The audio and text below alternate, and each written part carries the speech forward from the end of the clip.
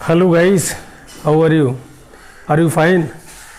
Once again I am over here to welcome you on your own YouTube channel CBSE classes by Goswami Swarchand, and I am with another chapter here for class 10th mathematics, and the name of the chapter which has been already written on the board, Introduction to Trigonometry.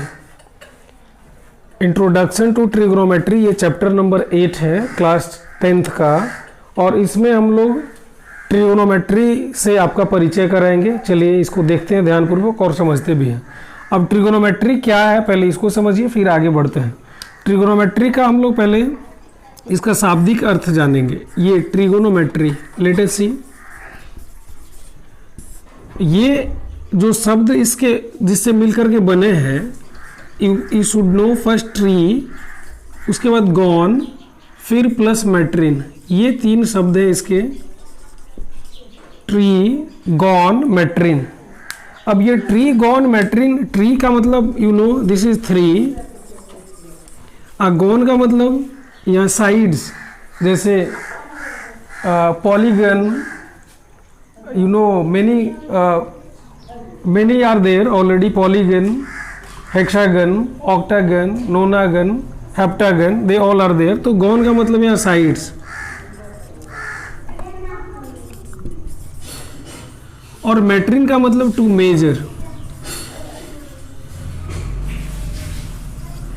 तो इस तरह से शाब्दिक अर्थ हम अगर देखते हैं इसका मतलब literal meaning of this term trigonometry, then we get the measure of 3 sides.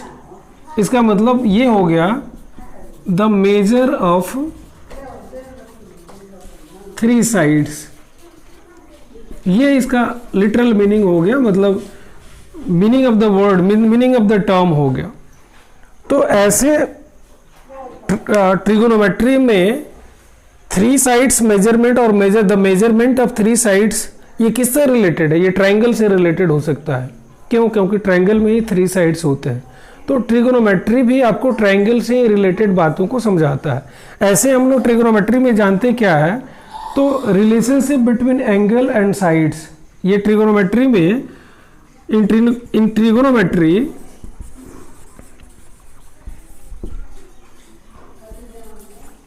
We study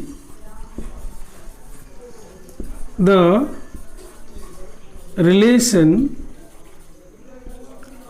relationship between angles and sides of a triangle। मतलब किसी ट्रायंगल में एंगल्स और उसके साइड्स के बीच का जो रिलेशनशिप है उसको हम लोग समझते हैं। ऐसे इसका ब्रॉड मीनिंग या ब्रॉड एक्सप्लेनेशन ऐसे कर सकते हैं। ऐसे ये तो इसका मीनिंग ऑफ द वर्ड है कि 3 sides to measure, or the measure of 3 sides means in trigonometry this is the meaning of the word, that we know the measure of 3 sides, but broad explanation of that is of trigonometry is that we study the relationship between angles and the sides of a triangle, and इसी से बना है आपका T ratios. अगला जो term है हम लोग ट्रिगोनोमेट्रिक रेशियोज पढ़ने जा रहे हैं। ये देखिए क्या है, ट्रिगोनोमेट्रिक रेशियोज। ये ट्रिगोनोमेट्रिक रेशियोज क्या है, इनको शॉर्ट फॉर्म में हम लोग टी रेशियोज कहते हैं। T ratios, let us see what R T ratios. तो टी रेशियोज के लिए हम लोग पहले एक राइट ट्रायंगल लेते हैं। राइट ट्रायंगल क्यों लेते हैं? क्योंकि 0 डिग्री से 90 डिग्री के बीच के जो एंगल्स है उनको हम एक्यूट एंगल्स कहते हैं, और जो ये टी रेशियोज होता है ये एक्यूट एंगल्स का ही होता है। तो एक राइट ट्रायंगल हम लेते हैं, ये 90 डिग्री है, और इसके हम लोग इसको लिख दिए, इसके जो वर्टिसेस है ए, बी और सी, और इसके जो एंगल्स हो गए, मान लीजिए ये एंगल थीटा हो गया, या इसमें से कोई भी ए या सी कोई भी हम लोग ले सकते हैं, थीटा हो सकता है। ये थीटा क्या है, you should know these are Greek letters, और ग्रीक लेटर्स में बहुत सारे ऐसे लेटर्स हैं जिसका इस्तेमाल हम लोग मैथमेटिक्स और फिजिक्स में करते हैं, जिसमें आपको थीटा भी आता है, बीटा भी आता है, कापा, पाई, फाई, साई, लैम्डा, ये सब के सब इसमें यूज होते हैं। तो ये थीटा एक, जैसे हम एक कोई वेरिएबल ले लेते हैं, जैसे मानते हैं कि let the number of the children be x, उसी तरह से इस एंगल को, मतलब इस एंगल सी को हम लोगों ने थीटा ले लिया, या एंगल सी भी ले सकते हैं। तो इस पर्टिकुलर एंगल के लिए परपेंडिकुलर कौन सा होगा, तो ठीक इसके सामने का साइड, जिसको जो अपोजिट साइड से इसका, ये अपोजिट साइड है एंगल सी के लिए, तो ये इसका परपेंडिकुलर हो जाएगा। और उसके बाद जिस बेस पे और जिस साइड पे ये एंगल लाई करता है उसको हम लोग बेस कहते हैं। ये बेस हो गया, आपको ये परपेंडिकुलर हो गया, इसको पी के द्वारा डिनोट करते हैं। और 90 डिग्री के ठीक सामने का जो साइड है ये हाइपोटेनस है, वी नो इट हाइपोटेनस, इसको एच के द्वारा डिनोट किया जाता है। ये परपेंडिकुलर पी के द्वारा, बेस बी के द्वारा। अब स्टूडेंट्स ध्यान रहे कि अगर एंगल चेंज होता है तो ये परपेंडिकुलर और बेस भी बदल जाएगा, क्योंकि एंगल चेंज होने के साथ साथ अपोजिट साइड भी चेंज हो जाएगा। अगर हम एंगल ए की बात करते हैं तो इसका अपोजिट साइड बीसी हो जाएगा, और एडजेसेंट साइड जिस पर ये एंगल स्टैंड है वो आपको ए बी हो जाएगा। तो इस तरह से ये एक्यूट एंगल चेंज होगा तो परपेंडिकुलर और बेस भी चेंज हो जाता है। तो ये एक राइट ट्रायंगल था। राइट ट्रायंगल में हम लोगों ने ये जाना कि 90 डिग्री के सामने का साइड हाइपोटेनस है, और उसके बाद जिस एंगल की हम लोग बात करते हैं उसके सामने का साइड, मतलब अपोजिट साइड परपेंडिकुलर है, एंड द एंगल और the side on which the angle is lying is base, तो बेस नीचे हो गया। तो उस पर्टिकुलर एंगल के लिए हम लोग रेशियोज देखेंगे, ट्रिगोनोमेट्रिक रेशियोज। तो रेशियो का मतलब यू नो A:B और P:Q।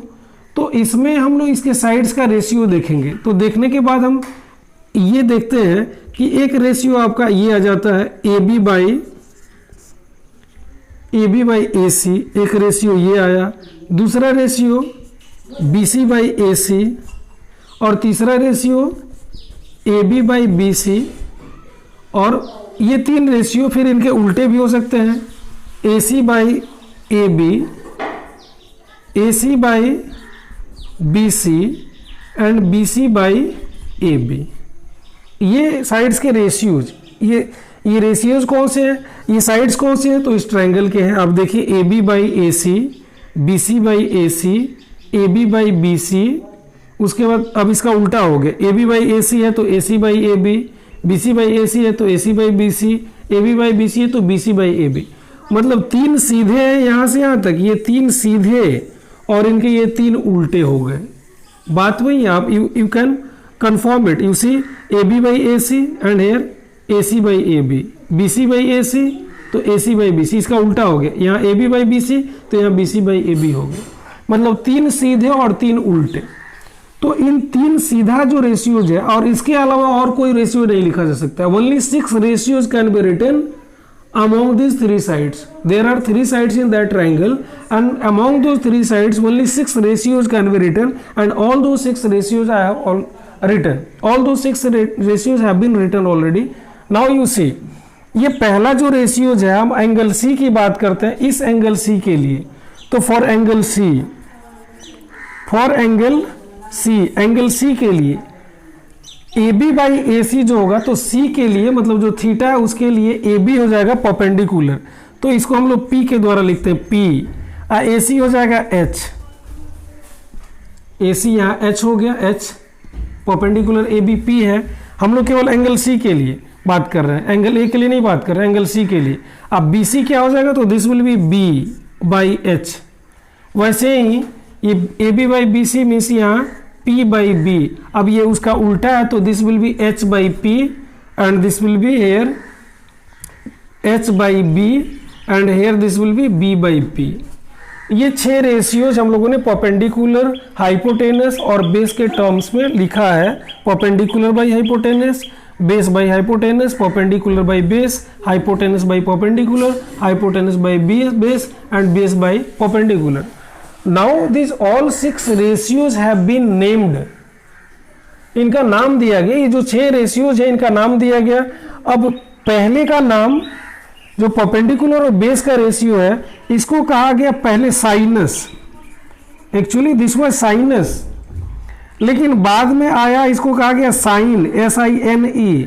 लेकिन अब इस्तेमाल होता है, इसको कहते हैं SIN, sine. Then this was in the beginning sinus, SINE बाद में, फिर उसके बाद SIN आ गया। अब ये साइनस से साइन की कहानी ये है कि साइनस कहने में सुनने में थोड़ा सा लेंथी या सुविधाजनक नहीं है। This is why this SIN sine is use this days, आज के दिनों में इसको साइन यूज करते हैं। अब AB/AC लेंगे तो इसके लिए अब थीटा एंगल, वहाँ एंगल C के लिए AB/AC हम 4 एंगल C लिखे हैं तो एंगल C लिख सकते हैं या साइन थीटा लिख सकते हैं। उसी तरह B/H जो है इसको कहा गया कोजाइन, साइन के बाद आया कोजाइन, तो कोजाइन को आज कॉस कहा जाता है, ये कॉस थीटा हो गया। उसी तरह ये P/B जो था इसके रेशियो का नाम रखा गया टेंजेंट। अब टेंजेंट को आज टेन कहा जाता है तो ये टेन थीटा हो गया। अब इनका उल्टा, जैसे AB/AC का उल्टा AC/AB है, यहाँ देखिए AB/AC है, यहाँ AC/AB, तो इसको H/P को अब जो भी होगा इसका उल्टा होगा, तो साइन का उल्टा ये कोसेकेंट था पहले, अब कोसेकेंट को कहते हैं कोसेक थीटा, और H/B को ये जो कॉस का उल्टा हो गया इसको सेकेंड कहा गया, सेकेंड, और सेकेंड को आज कहा जाता है सेक थीटा। और फिर यहाँ टेंजेंट का उल्टा कॉटेजेंट हुआ, कॉटेजेंट,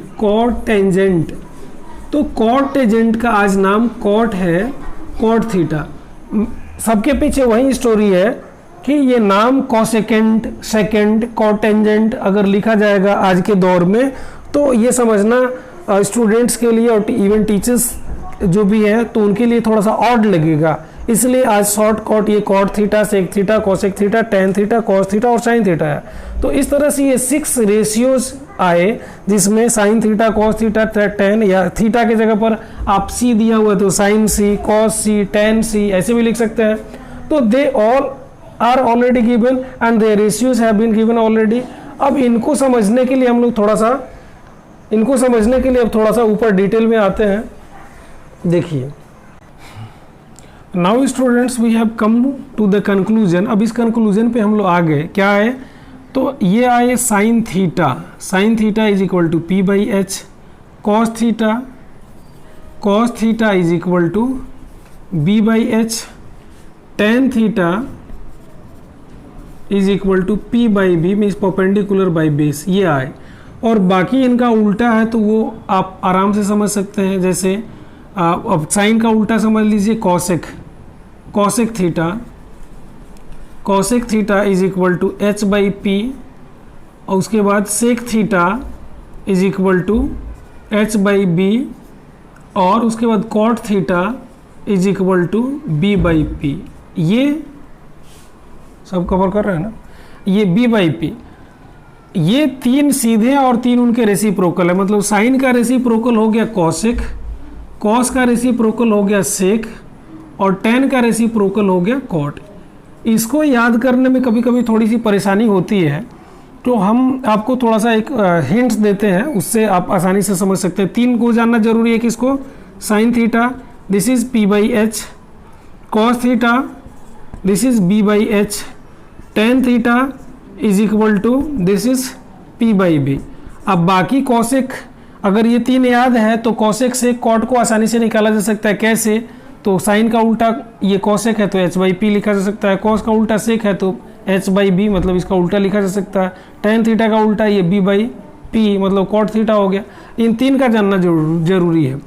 हिंदी वाले मीडियम वाले स्टूडेंट्स को मैं एक बार समझा देता हूँ। जैसे परपेंडिकुलर को यहाँ लंब कहा जाता है, तो लंब को आप ऐसे लंब लिख सकते हैं, और हाइपोटेनस को कर्ण कहा जाता है।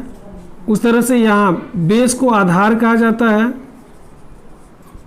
और यहाँ ये कर्ण हो गया, फिर यहाँ ये लंब हो गया, और लंब ऐसे फुल फॉर्म है लंब, ये आधार हो गया। तो हिंदी मीडियम वाले स्टूडेंट्स को ऐसे आप समझेंगे, लंब बटा कर्ण, आधार बटा कर्ण, लंब बटा आधार, ऐसे हिंदी मीडियम वालों के लिए। और शॉर्टकट में हम लिखें तो लॉ बाई कॉ, आ बाई कॉ, उसके बाद फिर लॉ बाई आ। अब इससे एक शॉर्ट फॉर्म तैयार हो जाता है हिंदी मीडियम के बच्चों के लिए और इंग्लिश मीडियम के भी बच्चों के लिए। हिंदी मीडियम और इंग्लिश मीडियम से मतलब नहीं, मतलब अंडरस्टैंडिंग से है। If you understand in both of the languages then this is so much so good. So never pretend that you are only an English medium students, because you are studying even in India and an Indian, so you must know both of the languages and must solve the sums in both of the languages, Hindi as well as English, दोनों को जानना चाहिए। तो ये जो दिया गया, इस पर एक आपके लिए निमोनिक्स कह लीजिए या एक समझने के लिए लाल कक्का तैयार हो जा रहा है। लाल कक्का, अब लाल कक्का से कैसे समझ में आ रहा है? तो लाल कक्का में क्या क्या बना है? ल बटा क मीन्स लम बटा कर्ण, उसके बाद आ, तो आ बाई क आधार बटा कर्ण, और फिर क लाल का ल, तो ल हो गया, इसमें आकार आ तो आ हो गया, फिर ल, तो फिर लम बटा यहाँ कक्का का का आ है तो आधार। तो इस तरह से अब लम बटा कर्ण ये हो गया साइन थीटा, ये हो गया आपका कॉस थीटा, और ये हो गया आपका टेन थीटा। तो इस तरह से साइन कॉस और टेन तीनों का वैल्यूज हम लाल कक्का के माध्यम से समझ सकते हैं। और इंग्लिश में है P B P by H H B, ऐसे इसको कहते हैं P B P by H H B, ऐसे कह सकते हैं इसको। पाकिस्तान भूखा प्यासा बाई हिंदुस्तान हरा भरा, ऐसे भी कहते हैं। या पंडित वेद प्रताप हरी हरी बोले, इस तरह से भी इसको बोल सकते हैं। या एक लाइन भी होता है, जैसे देखिए ये मैं लिखता हूँ, यहाँ नीचे लिखता हूँ, देखिए इस लाइन से कैसे समझ सकते हैं। एक लाइन है जिसको हम लोग रटते थे शुरू में, आज रटने की जरूरत नहीं है, लेकिन इस लाइन को समझना जरूरी है। Some people have curly brown hair tightly pulled back, ये एक लाइन है। इस लाइन का रिलेशन इस ट्री रेशियो से है। अब इसमें देखिए एस से साइन होता है, तो इसको साइन ले लीजिए। अब साइन थीटा, इसका प्रत्येक का पहला लेटर लेना है, पहले लेटर पे मैं अंडरलाइन करता हूँ, लेटर सी। तो साइन थीटा, आप पीपल का पी ले लीजिए, हैव का एच ले लीजिए, तो sine theta is equal to P by H, यहाँ तक हो गया। अब उसके बाद सी से cos theta is equal to B से यहाँ ब्राउन का बी और हेयर का एच, बी बाई एच, तो cos theta is equal to B by H, यहाँ देखिए बी बाई एच, एच आ गया। अब यहाँ उसके बाद टाइटली पुल्ड बैक, तो टी से टैन ले लीजिए, tan theta is equal to pulled back, P से पुल्ड है तो P by B means perpendicular by base हो गया।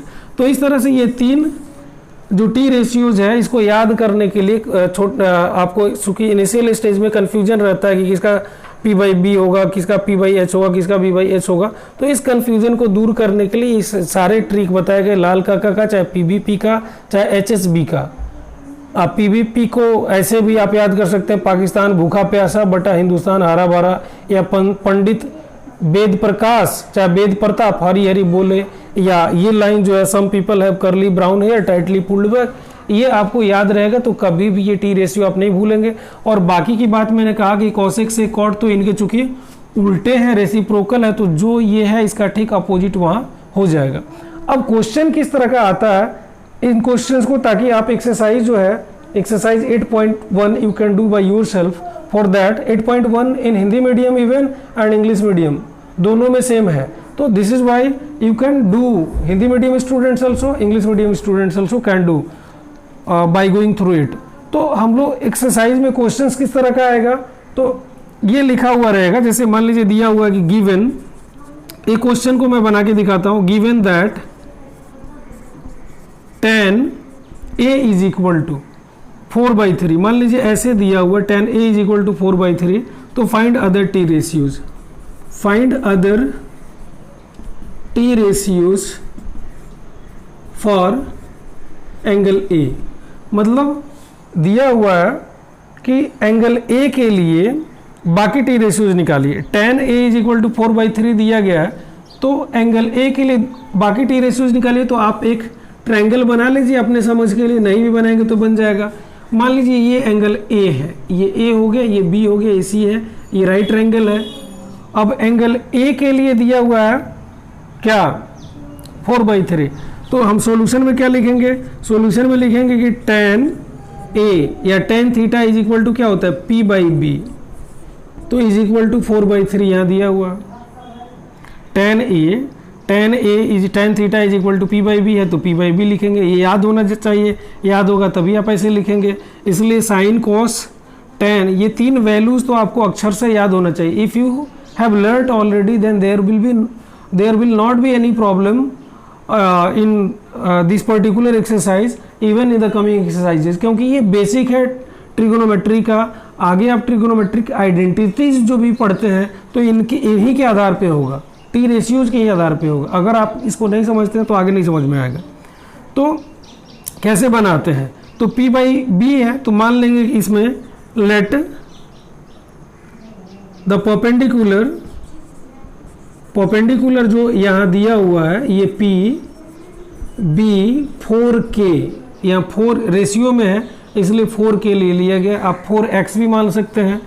And the base b 3k, base को यहाँ b नीचे है तो ये 3 है, अब परपेंडिकुलर 4 है तो इसको 4k और 3k मान लिया गया।